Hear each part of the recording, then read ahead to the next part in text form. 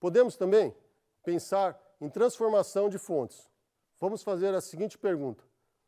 É possível a gente transformar uma fonte de tensão numa fonte de corrente e vice-versa?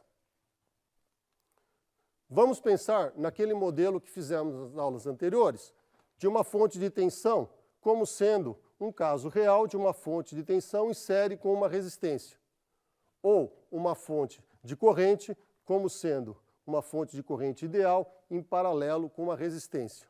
A pergunta que nós fazemos é, conseguimos fazer a transformação de uma dessas fontes para outro tipo de fonte e vice-versa?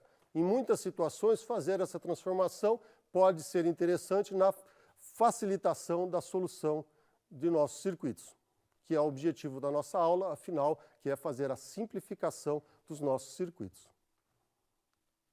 Bem, vamos aplicar aqui o que nós sabemos da segunda lei de Kirchhoff, que a tensão entre esses dois terminais tem que ser igual à tensão da fonte menos a resistência RS multiplicado pela corrente I, ou seja, a tensão que está caindo sobre esse resistor RS. Queremos, como falamos, ao fazer essa substituição, manter na substituição a mesma corrente e a mesma tensão entre os dois terminais. Portanto, nós queremos a mesma tensão V e I nessa equivalência entre as duas fontes. Vamos fazer, então, a mesma equação agora para esse outro circuito com a fonte de corrente. A corrente I, que é a que sai desse meu circuito, tem que ser igual à corrente que eu tenho na minha fonte, menos a corrente que está se desviando em cima dessa resistência RP.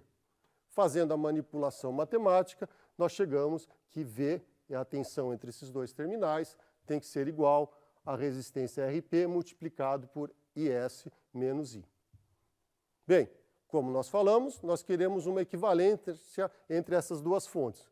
Portanto, nós precisamos que essas duas tensões V sejam iguais. Fazendo essa igualdade, nos leva a concluir que essa igualdade somente é verdadeira quando nós temos a resistência que nós tínhamos na fonte de tensão RS tem que ser igual à resistência que nós tínhamos na fonte de corrente, que obedece a essa igualdade.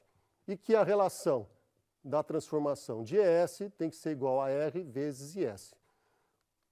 Portanto, a transformação que nós fazemos entre uma fonte de tensão para uma fonte de corrente é que a fonte de corrente equivalente tem que ser igual a valor da fonte de tensão dividido pela resistência e o valor da resistência colocado em paralelo com essa fonte de corrente tem que ser exatamente o mesmo valor daquela resistência que tinha em série com a fonte de tensão.